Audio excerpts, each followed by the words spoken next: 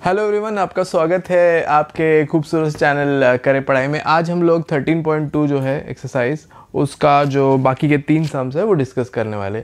इसके पहले जो वीडियो बनाया था उसमें आप देख सकते हैं कि मैंने 6 सम सॉल्व किया है पर 5th नहीं किया है। 6th के बारे में मैंने अपडेट दिया कैसे सॉल्व करना है। इन केस आपको लास्ट स्टेप में कोई प्रॉब्लम है तो आप कमेंट कर सकते हैं। और आज हम लोग सॉल्व करने वाले हैं 5, 7 और 8, यानी 5th, 7th और 8th some.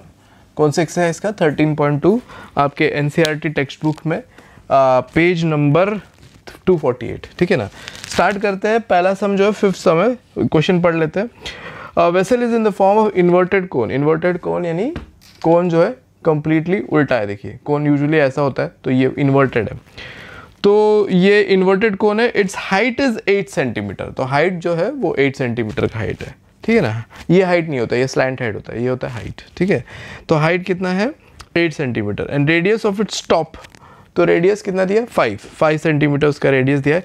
It is filled with water up to the brim. Brim यानी ये पूरी तरह से पानी भरा हुआ है, ठीक है ना। ब्रिम यानी जो अपर सरफेस का ये जो जहाँ तक होता है पूरी, मतलब इन शॉर्ट वो बोलना चाहते हैं कि पूरी तरह पानी से भरा हुआ है। अब ये लेड के छोटे छोटे स्फीयर्स जो है, लेड शॉट जो है, एक लेड शॉट का उन्होंने यहाँ पर रेडियस देके रखा है 0.5 सेंटीमीटर, और ये हमको ड्रॉप करना है इस वेसल के अंदर, ठीक है ना।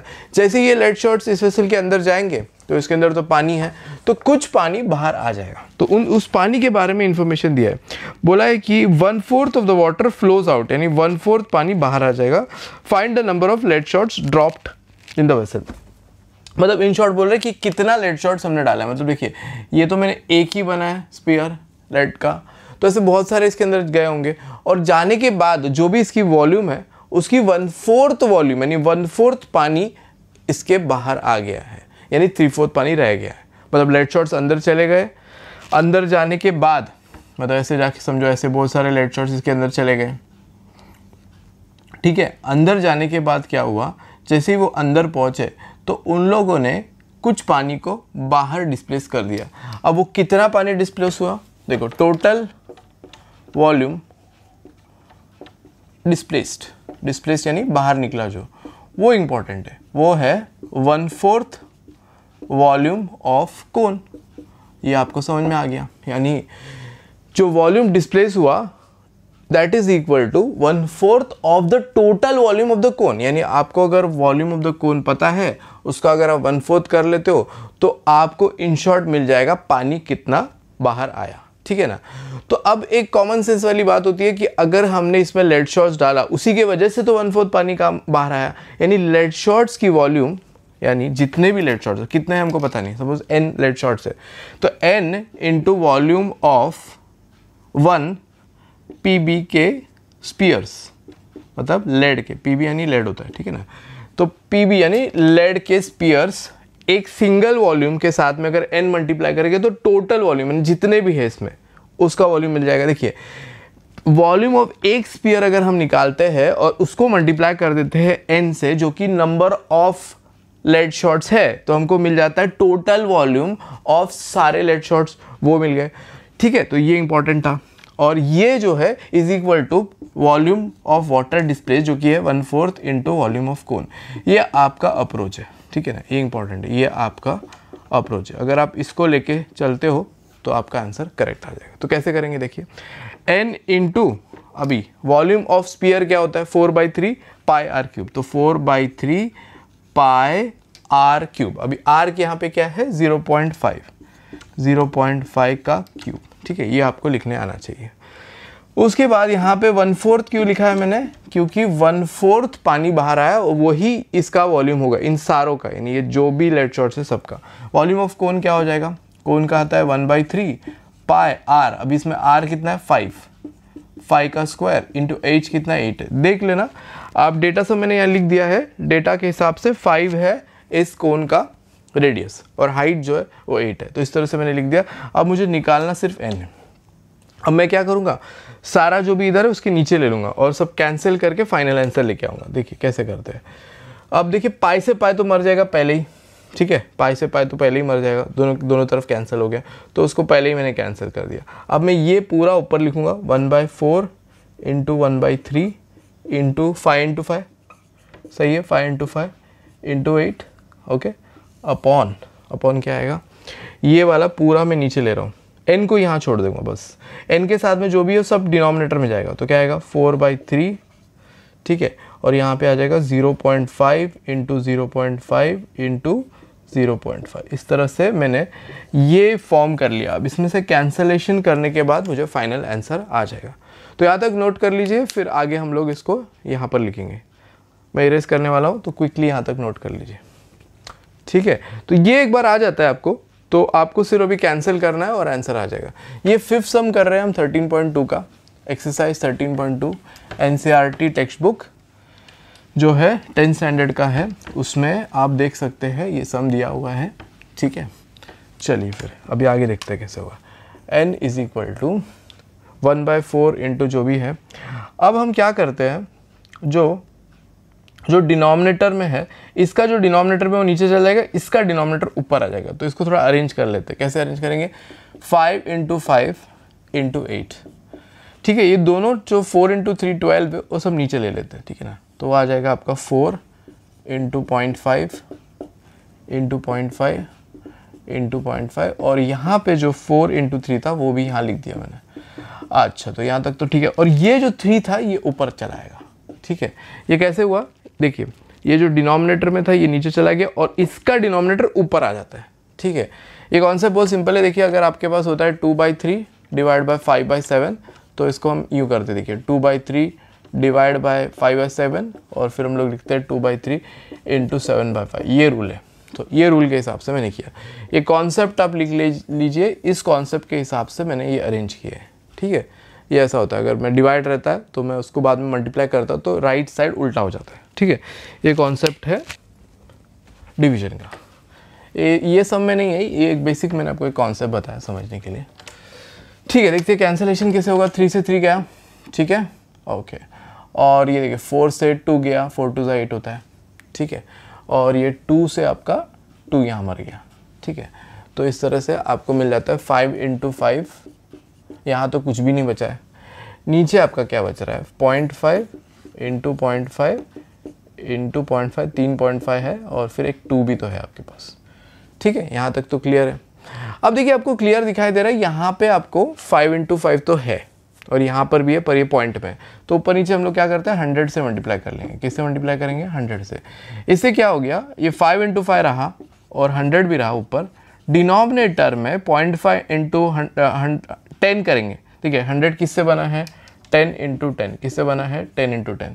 तो 0.5 को अगर 10 से मल्टीप्लाई करें तो 5 मिलेगा, और ये 0.5 को 10 से मल्टीप्लाई करेंगे तो 5 मिलेगा।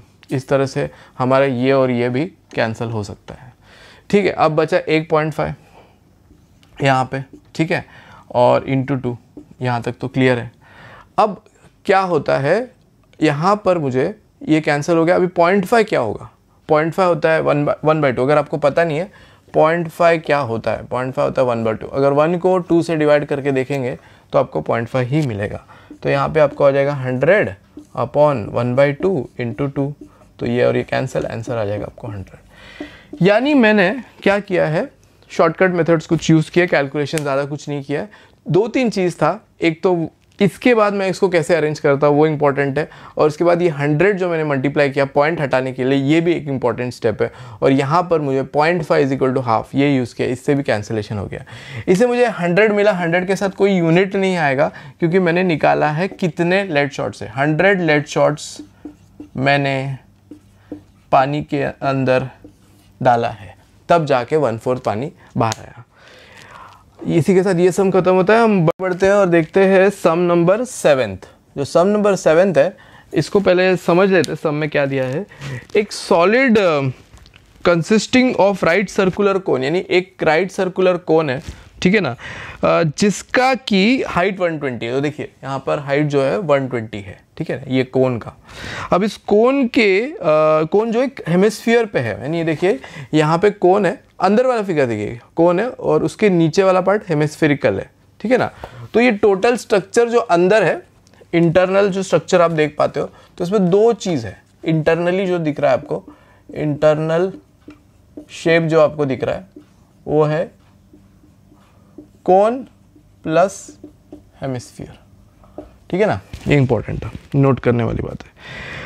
और उसके डेटा भी दिया हुआ है कि ये 60 का, और हेमिस्फीयर का रेडियस दे दिया, कितना दे दिया, 60 सेंटीमीटर हेमिस्फीयर का, तो यहाँ से यहाँ तक भी 60 होगा, यहाँ से यहाँ तक भी 60 होगा, ये इंपॉर्टेंट पार्ट नोट करने वाली। और इसको ऐसे अपराइट पोजीशन में इस सिलेंडर के अंदर रख दिया है। जो सिलेंडर है उसके अंदर पूरा पानी था पहले, ठीक है, उसके अंदर ये डाल दिए। और एक बहुत इंपॉर्टेंट बात है कि इसका जो बेस है, मतलब यानी जो इंटरनल शेप है, उसका जो बेस है वो इसके बेस को टच करता है, ठीक है ना। इंपॉर्टेंट पॉइंट ये है कि इसका जो बेस है ये पूरी तरह इसके बेस को टच करेगा, ये बहुत इंपॉर्टेंट पॉइंट है। और क्या दे दिया है कि volume of the water left निकालना है, अगर रेडियस ऑफ द सिलेंडर भी 60 है और हाइट 180 दे रखा है। यानी कि 2-3 और डेटा देख लेते हैं। ये जो सिलेंडर है इसका भी रेडियस सेम है, 60 है, हाइट 180 है, ऑब्वियसली 180 ही होगा, अगर यहाँ से यहाँ तक 120 है और ये 60 है तो 180 होगा। तो हमको निकालना है कि इसके अंदर पानी बच कितना गया, यानी water left over. Water left over मतलब क्या, मतलब जैसे ही हम इस शेप को, इंटरनल शेप जो कि कोन और हेमिस्फीयर है, इसको जब हम इसके अंदर डाल देते हैं तो पानी बाहर आ जाएगा। लेकिन वो पानी के बारे में पूछ नहीं रहे, वो बोल रहा है पानी जो इसमें बच गया है वो इंपॉर्टेंट है। देखिए वहां पे सेंटेंस दिया है, find the volume of water left in the cylinder. तो वाटर लेफ्ट यानी वॉल्यूम ऑफ वाटर लेफ्ट निकालना है आपको, ठीक है। तो उसका अप्रोच क्या होगा कि वाटर लेफ्ट का कैसे निकालेंगे, सिंपल सी बात है, अगर सिलेंडर के वॉल्यूम से अगर हमने ये जो इंटरनल शेप है इसके वॉल्यूम को माइनस कर दिया, कहानी खत्म। तो यही आपको करना है। तो आपको सिलेंडर का वॉल्यूम पहले यहाँ लिखो, वॉल्यूम ऑफ सिलेंडर, ठीक है, और उससे आपको माइनस करना है volume of cone plus hemisphere. अगर ये आप कर देते हो तो आपका पूरा सम हो जाएगा, ठीक है। अब इसको हम कैसे कर सकते हैं इजीली वो देखते हैं। जो हमको टाइम बचाना है जितना हो सके उतना। वॉल्यूम ऑफ सिलेंडर क्या होगा, वॉल्यूम ऑफ सिलेंडर तो obviously pi r square h है, लेकिन यहाँ पे हाइट कितना होगा वॉल्यूम 180। मैंने आर को नहीं लिखा जो कि 60, क्योंकि कॉमन में शायद उसको हम बाहर ले लेंगे।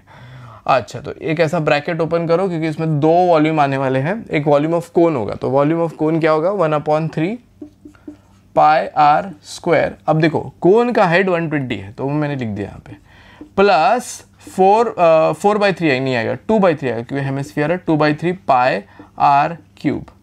आर मैंने कहीं पर भी 60 नहीं सब्स्टिट्यूट किया क्योंकि मैं शायद कॉमन लूंगा, तो देखते हैं कॉमन लेने के बाद क्या होता है। यहाँ पे मैंने पाई कॉमन ले लिया और आर स्क्वायर कॉमन ले रहा हूँ, आर क्यूब नहीं, क्योंकि सबके पास आर स्क्वायर है, आर क्यूब सिर्फ और सिर्फ उसके पास है। तो आर स्क्वायर मैंने कॉमन ले लिया, बचा 180 माइनस, अब देखो 180 तो बच जाएगा क्योंकि पाई आर स्क्वायर कॉमन हो गया, और यहाँ पर आपका आ जाएगा 120/3। क्या आ जाएगा 120/3, माइनस आएगा, फिर ये माइनस अंदर जा रहा है तो 2/3 पाई बाहर आ चुका है, आर स्क्वायर बाहर आ गया, सिर्फ एक आर बचा जो कि 60 है, ठीक है ना।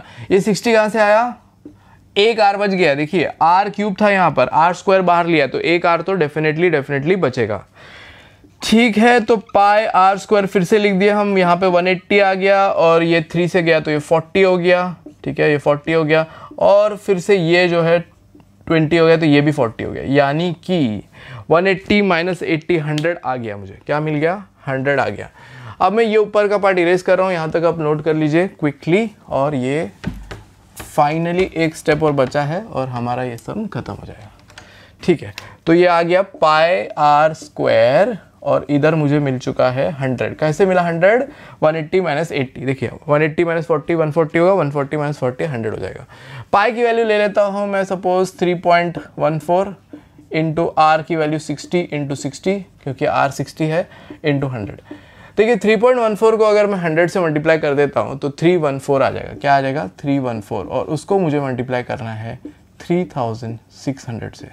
तो मेरा आंसर जो आ जाएगा वॉल्यूम का सेंटीमीटर क्यूब में यहाँ पे आ सकता है, ठीक है। यही वॉल्यूम है मेरा निकालना है, तो क्विकली हम कैलकुलेट भी कर लेते हैं। 314 को हम मल्टीप्लाई कर रहे हैं 36 से, ठीक है। 314 को किससे मल्टीप्लाई करेंगे 36 से, तो ये आ जाएगा 6 4 24 6 8 6 3 18, ठीक है, ठीक है। 4 3 12 3 4 9 4 10 12 13, ये आपका आ जाएगा 113। ऑब्वियसली अभी यहाँ पर कोई पॉइंट डालने की नहीं है, तो 11304 सेंटीमीटर क्यूब। क्या आंसर आ रहा है? 11304 सेंटीमीटर क्यूब। ठीक है ना। तो अभी हम लोग आगे बढ़ेंगे इसको। अगर इसको मीटर क्यूब में निकालना है तो यहाँ पर देखते हैं, अगर मीटर क्यूब पूछा रहेगा तो, क्योंकि शायद एनसीईआरटी में टेक्स्ट बुक में जो पीछे आंसर दिया है वो शायद मीटर क्यूब में दिया, तो वो भी कन्वर्जन में क्विकली बता देता हूँ। ये आंसर मुझे सेंटीमीटर क्यूब में मिला, जो कि करेक्ट है। पर लेकिन अगर मीटर में करना है तो देखिए 1 सेंटीमीटर होता है 10⁻² मीटर। ठीक है, ये कन्वर्जन को आपको लर्न करना है। तो ऑब्वियसली अगर मुझे 1 सेंटीमीटर क्यूब देखना है, ठीक है, तो 1 सेंटीमीटर क्यूब देखना है, ये 0 भी आएगा यहाँ पे, ऑब्वियसली ये 0 भी आएगा। ये तो 314 से, तो ये आंसर है सेंटीमीटर क्यूब। ये 0 रह गया था। ठीक है ना।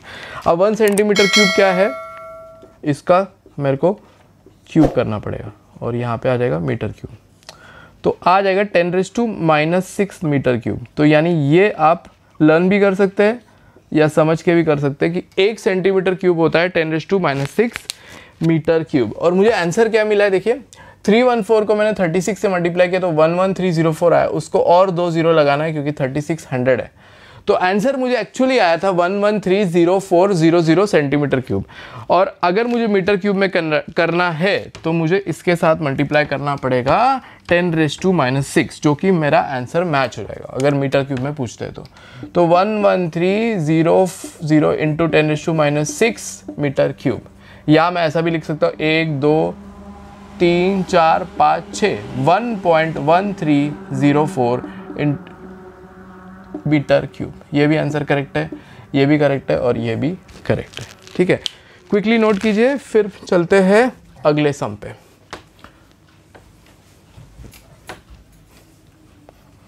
आखिरी सम इस एक्सरसाइज का, सम नंबर 8 पढ़ लेते हैं इसको पहले। एक स्पेरिकल ग्लास वेसल है, तो ये स्पेरिकल ग्लास वेसल है, ये देखिए ये स्पीयर है। ठीक है, हैज अ सिलिंड्रिकल नेक, तो उसका नेक जो है वो सिलिंड्रिकल है। ओके, और नेक का जो हाइट दे दिया 8 सेंटीमीटर। बहुत इंपॉर्टेंट पॉइंट, यहाँ पे उन्होंने रेडियस नहीं डायमीटर दिया हुआ है इस नेक का 2 सेंटीमीटर, तो रेडियस हो जाएगा 1 सेंटीमीटर। डायमीटर 2 सेंटीमीटर दिया तो रेडियस क्या हो जाएगा 1 सेंटीमीटर। और ये जो स्पेरिकल पार्ट है इसका जो डायमीटर 8.5 दिया है, 8.5 यानी कितना होता है 16 का हाफ होता है 8, 17 का हाफ होता है 8.5। और क्योंकि रेडियस 17/2 का भी हाफ होगा तो वो 17/4 आएगा। कैसे आया 17/4? ठीक है, 17/2 होता है, उसका भी अगर मैं हाफ करता हूँ तो 17/4 आता है। ठीक है ना, ये चीज़ दे रखा है। और बोला है कि एक चाइल्ड जो है, एक बच्चे ने इसका अंदर जो पानी होल्ड कर सकता है उसकी वॉल्यूम 345 सेंटीमीटर क्यूब निकाली है। और हमको ये चेक करना है ये जो उसने वॉल्यूम निकाली है सही है कि नहीं, ये पूछा है। ठीक है ना, तो इसके अंदर पानी ऑफ कोर्स हम डाल सकते हैं, जो पानी इसमें डालेंगे उसका वॉल्यूम होगा, वो वॉल्यूम का जो है आंसर एक बच्चे ने निकाल के रखा है 345 सेंटीमीटर क्यूब, ये उसकी रीडिंग है। ठीक है, और हमको चेक करना है कि ये जो उसने निकाला है ये एकदम सही है या गलत है। ओके, ये क्वेश्चन है। और सबसे इंपॉर्टेंट पॉइंट यहाँ पर जो डायमीटर दिया है, बहुत सारे बच्चे उसको रेडियस लेके सॉल्व करते हैं, वो इनकरेक्ट आता है। और पाई की वैल्यू अगर 3.14 दे रखी है तो हमको 3.14 लेने में प्रॉब्लम नहीं होनी चाहिए, लेकिन अगर नहीं दे रखी है तो 22/7 लेना पड़ता है। ठीक है, आगे बढ़ता है। सिंपल वी टोटल, यानी टोटल अगर नेट मुझे वॉल्यूम निकालना है इसके अंदर जो पानी जाता है, तो फिर मुझे यहाँ पर करना क्या पड़ेगा, इसका वॉल्यूम यानी ये जो सिलेंडर है, ऑफ कोर्स ये पार्ट तो सिलेंडर ही है, इसका वॉल्यूम और ये स्फीयर का वॉल्यूम अगर मैं ऐड कर देता हूँ, यानी V cylinder plus V sphere करता हूँ तो मुझे टोटल वॉल्यूम मिल जाएगा। और यही अपना अप्रोच है। ठीक है, इसमें इस सब में थोड़ा ज़्यादा कैलकुलेशन है, पर ठीक है हम लोग मैनेज कर लेंगे। ओके, आगे बढ़ते हैं फिर। वी सिलेंडर का फॉर्मूला, सिलेंडर का फॉर्मूला पाई r² आता है। देखिए इसमें पाई एक है, आर दोनों का अलग है, एच तो इसमें होता नहीं है स्फीयर में। पाई r², अभी r² बोलने से 1 का स्क्वायर इंटू एच क्या है 8, तो ये तो हो गया आपका सिलेंडर का। Volume of sphere 4/3 pi r³ होता है, तो हम वो लिख लेते हैं इंटू 8 4/3 पाई रहेगा r। अब r इंटरेस्टिंग है, यहाँ पर r 17/4 है, इसको हमको 3 बार लिखना पड़ेगा। 17/4, 17/4, 17/4, इस तरह से हमने इसको लिख लिया। यहाँ तक आपका हो गया होगा। इसमें से हम पाई कॉमन ले सकते हैं। क्या कॉमन ले सकते हैं? पाई, और तो कुछ कॉमन आएगा नहीं, ठीक है ना। और कुछ कॉमन आ सकता है, हाँ शायद यहाँ पर हम लोग क्या कर सकते हैं, यहाँ पर we can take common but cancel हो जाएगा, इसलिए मैंने कॉमन नहीं लिया है। पाई को रन दीजिए, यहाँ पर अंदर आ जाएगा 8, ठीक है। ओके, अब जो है बाकी की चीज़ें हम यहाँ लिख देते हैं। 4/3 इंटू 17/4 इंटू 17/4 इंटू 17/4, 3 बार इस तरह से, ये 4 और 4 कैंसिल हो गया। यानी मुझे करना क्या होगा, 17 को 17 इंटू 17 करना है, फिर जो आंसर है उसको 17 से मल्टीप्लाई करना है और फिर उसको डिवाइड करना है 48 से। अब ये 48 कहाँ से आया? देखिए 4 इंटू 4 16 होता है, 16 इंटू 3 48 होता है, करके देख सकते हैं। 16 इंटू 3 होगा 48, यानी 17 को 3 बार मल्टीप्लाई करके 48 से जो डिवाइड करके आंसर आएगा उसको अगर मैंने 8 से ऐड कर दिया और उसके बाद 3.14 से मल्टीप्लाई किया तो मुझे फाइनल आंसर मिल जाएगा, ठीक है ना। और मैं फिर चेक कर पाऊंगा कि करेक्ट है कि नहीं। अब मैं ये पार्ट इरेज करने वाला हूँ क्योंकि काफ़ी टाइम लगने वाला है कैलकुलेशन के लिए, तो इसके लिए ये पार्ट मुझे, ये पूरा रीजन मुझे लगेगा, तो मैं इरेज कर रहा हूँ। यहाँ तक आप नोट कर लीजिए। ओके, ऑलराइट, तो देखते हैं कैसे कैलकुलेट करेंगे इसको। तो पूरा जो है कैलकुलेशन है इसमें 17 इंटू 17 अगर किसी को पता है तो क्या होगा, 289 होता है शायद, 749, तो ये 11 होगा और यहाँ पे क्रॉस 7 और 1, तो क्या आता है 289। तो ये आपको पता होना चाहिए। 17 अगर नहीं पता है तो आप कैलकुलेट कर लीजिए। 289 इंटू 17 करना है फिर आपको, ठीक है। 7963, इसमें कैलकुलेशन में मिस्टेक नहीं करना है, अदरवाइज ये सम करेक्ट नहीं आएगा। 7963 6 आएगा, 7749 56, 56 प्लस 6 62, ओके। 7 2 14, 14 प्लस 6 20, यहाँ पे क्रॉस, यहाँ पे 9, यहाँ पे 8, यहाँ पे 2, 3 11 9 4913 आ रहा है। इसको आप अगर आगे डिवाइड करते हैं तो आप देखते हैं कि आपके पास क्या है, 3 इंटू 4 इंटू 4 जो कि होता है 12 इंटू 4 48। 48 से आपको इसको डिवाइड करना है, तो कैसे करेंगे, 4913 डिवाइडेड बाय 48, ठीक है ना। अब 48 बनता तो 48 होगा, तो आपके पास आ जाता है 1। अभी अगर आप 2 नीचे उतारते हो तो यहाँ पे एक 0 आ जाएगा, ठीक है। ये बहुत केयरफुल लीजिए, बहुत लोग ये 0 भूल जाते हैं, ठीक है। तो यहाँ पर 0 आपने उतारा, फिर आपको 48 का देखना है। 48 2 जो होता है वो होता है 96। 48 3 करेंगे तो बियॉन्ड चला जाएगा, तो यहाँ पर आएगा आपका 17, ठीक है ना। अगर आपको आगे करना है तो ये 170 कीजिए और ये 48 3 आपका आ जाएगा। 48 3 कितना होता है, 8 3 24, 4 3 12, 144। इसके आगे आपको करने की ज़रूरत नहीं है। 102.3 तक अगर आपको आ जाता है, उसके अंदर आप 8 को ऐड करना है, 8 को, तो कितना आ जाएगा 110.3, तो आपको मिल जाता है 110.3। ये कैलकुलेट करने के बाद आपको मिल जाता है पाई इंटू 110.3। कैसे आया, इसमें मैंने 8 को जोड़ दिया, ठीक है। और इसको अगर आप मल्टीप्लाई करते हो तो हमारा आंसर आ जाएगा। तो देख ले कैसे करते हैं। 314 को मैं 314 लिख रहा हूँ, वैसे तो 3.14 है, इसको इससे मल्टीप्लाई कर रहा हूँ। उसको मल्टीप्लाई करना है 1103 से, ठीक है। देखिए कैसे मल्टीप्लाई होगा, काफ़ी बड़ा मल्टीप्लिकेशन होगा, तो मैं यहाँ से इसको हटा रहा हूँ और मुझे फाइनल आंसर मिल जाएगा, ठीक है। 110.3 को 314 से, 4 3 12, ये 0 है तो 1 आएगा, 4 4 एक क्रॉस, फिर आएगा आपका 3 0 1 1, फिर एक 2 क्रॉस, 3 3 9 0 3 3 2 4 13, यहाँ पे आ गया 6 4 346 342। अब कितने नंबर के बाद पॉइंट आएगा, देखिए 3.14 था तो इसका तो 2 नंबर हो गया, और आपके पास 110.3 था 3 नंबर, यानी 3 नंबर के बाद पॉइंट है, तो 346.342 centimetre cube is our answer, which is definitely not matching to 345। यानी उस बच्चे ने जो कैलकुलेशन किया था वो हल्का सा गलत था, 345 ना होके 346.342 होना चाहिए था। इस तरह से हम ख़त्म करते हैं आज का क्लास, और इस तरह से 13.2 एक्सरसाइज पूरी तरह कंप्लीट हो जाता है।